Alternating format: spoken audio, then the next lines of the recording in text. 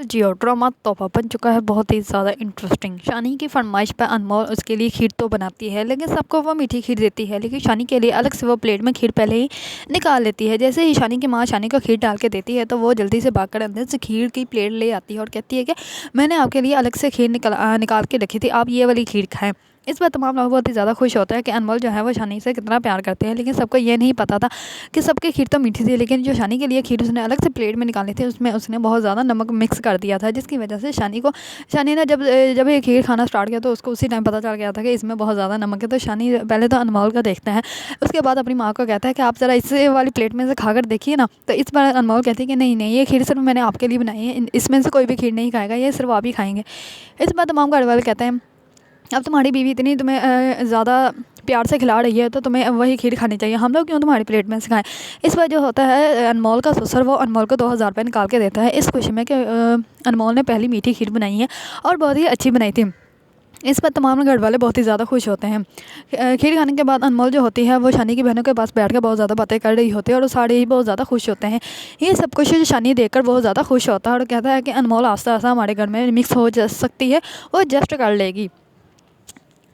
दूसरी तरफ सारिम जो होता है वो सिद्दीकी को रास्ते में मिलता है और कहता है कि आपने अनमोल की शादी शानी के साथ कर दी है, आपको तो अच्छे से पता है शानी कैसा है, फिर भी आपने शानी के साथ अनमोल की शादी कर दी है, आपको ज़रा नहीं अनमोल पे तरस है। इस पर जो होता है सिद्दीकी वो सारिम को कहता है कि तुम्हें कोई ज़रूरत नहीं मेरी बेटी के मामले में बोलने की या हम लोगों से कुछ भी पूछने की, हम लोगों को कोई भी तल्लक नहीं है तुमसे, अब तुम्हें कोई हक़ नहीं है कि हमसे कुछ पूछो या हमसे बात करो। मैं तो तुम्हें कहता हूँ तुम हमारे सामने भी मत आया करो।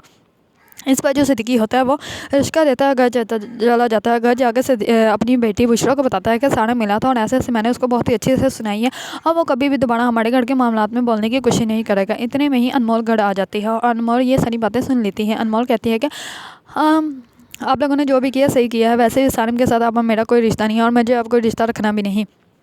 इस पर जो होता है सिद्दीकी वो उसको कहता है कि हाँ बेटा तुम अपना दिल छोड़ा मत करो, अब वैसे भी तुम्हारी क्या फैमिली है तो तुम्हें अपनी घर की तरफ तवज्जो देनी चाहिए।